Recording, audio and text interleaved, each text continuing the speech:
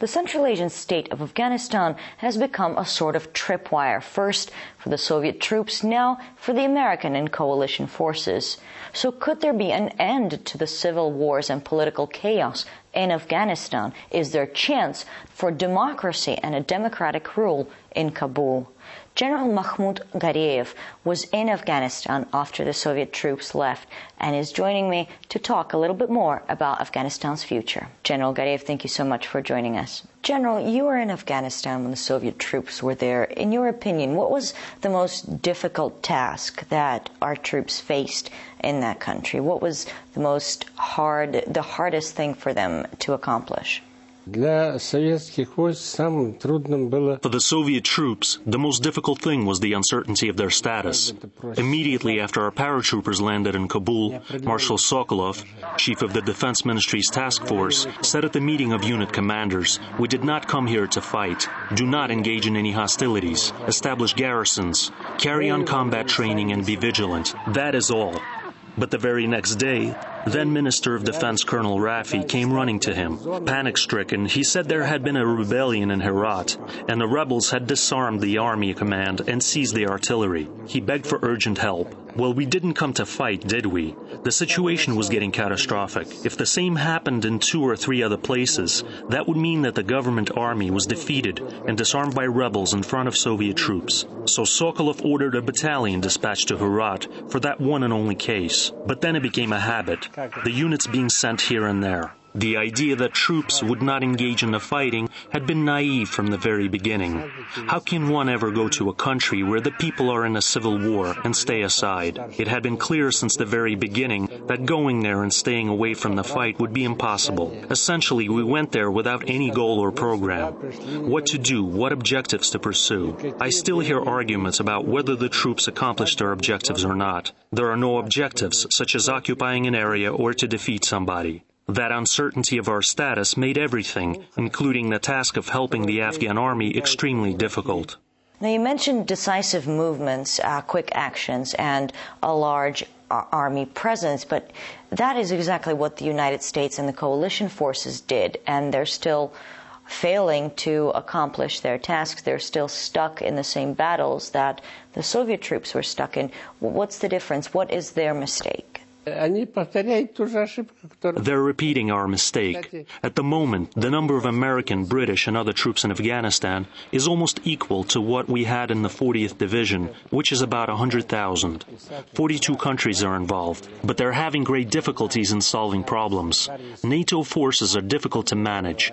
6 months ago, they made a decision to move one squadron from the north of Afghanistan to the south, where the British troops are stationed. It was discussed in Bundestag. Half a year later, the decision has been made, but the squadron still remains where they were before. Actually, they themselves admit that if drugs were smuggled past them, they wouldn't interfere. Why? That's another tough question. Now, what if Russia was to act selfishly and play in geopolitics, just like our opponents are used to doing? They got us involved in the war in Afghanistan and immediately began to provide help for those rebels, the Mujahideen. We could do the same now. We could support the rebels and fight against Americans. But it's not even in our people's minds. No one is going to do that. When I was there in 1989 and 1990, the production of drugs almost ceased, apart from in certain areas. Since then, it has increased by 44%. And all of the drug traffic goes through the city of Osh, where we want to establish our base, and Termes or other places. 90% of drugs from Afghanistan go to former Soviet republics. 80% of the world's drugs are produced in Afghanistan. They've outdone the South American countries such as Colombia. 30,000 young people in Russia die from drug use every year. And sadly, some of the leaders from the CIS countries don't really want to interfere. In other words, there are too many people who make money on this. I don't make anything up. Americans themselves admit that drugs are often transported out of Afghanistan on American planes. Drug trafficking in Afghanistan brings them about $50 billion a year, which fully covers the expenses tied to keeping their troops there. Essentially, they are not going to interfere and stop the production of drugs. They engage in military action only when they are attacked. They don't have any planned military action to eliminate the Mujahideen. Rather, they want to make the situation more unstable and help the Taliban to be more active. They even started negotiations with them, trying to direct them to the Central Asian republics, to destabilize the whole region, and to set up their bases there. One would think right now Russia is interested in cooperation with Americans. During Obama's visit, there was talk about providing air and ground corridors for Americans to supply their troops in Afghanistan. And some journalists even say now that it's good for Russia that Americans are in Afghanistan, that we need to help them because they are there to restrain the Mujahideen and keep them from attacking us. That's right, but the problem is they don't do anything of the kind. If the Soviet troops hadn't left Afghanistan in 1989, do you think that the country would be different now? How would the presence of Soviet troops have affected Afghanistan's present? Not so long ago, Najibullah made national reconciliation the foundation of his policy. It had had results before. There was really no need for the Soviet troops to remain in Afghanistan after 1990. Our troops left on the 15th of February. I arrived there with my group on the 7th. Although Gromov said that there were no soldiers left there after he left, but what about us? I met with the leaders of our main divisions, specialists, advisors. We all stayed there, and we were all Soviet soldiers at the time. I guess he said it for some political reason. The Soviet troops left, and the Najibullah regime actually grew stronger. The thing is, while the Soviet troops were there, the 7 or 8 rebel groups had one common enemy, the Soviet troops. They joined forces to fight against it. When the troops left, there was no common enemy left, so they started to fight with each other. Najibullah used this craftily in setting them up one against the other. He did it to remain in power even without the Soviet troops. The troops left. Russia had a change of leadership. And what happened?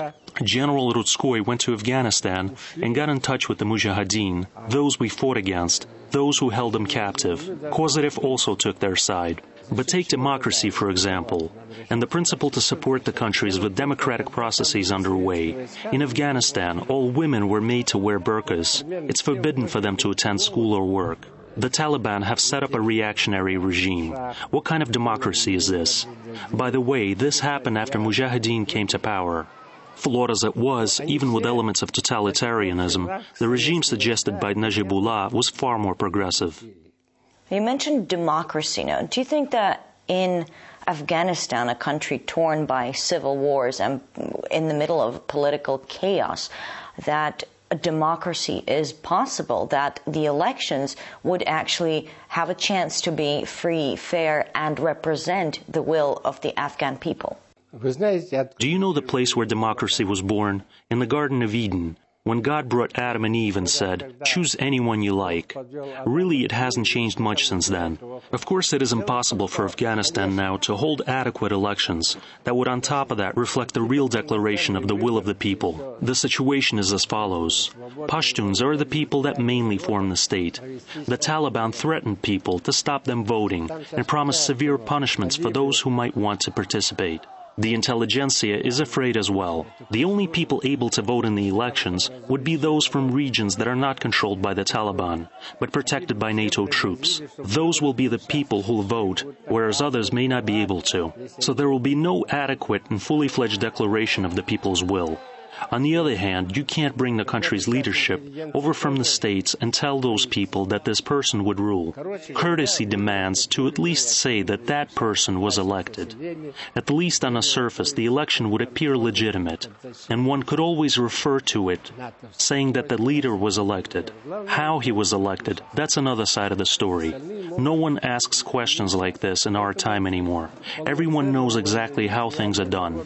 Of course, the Americans would like Karzai, who they established there, to remain in power, or Abdullah, who has already been the foreign minister twice. They are fine with either. But 10% of the population are Uzbeks. There are also Tajiks, Turkmen, and others.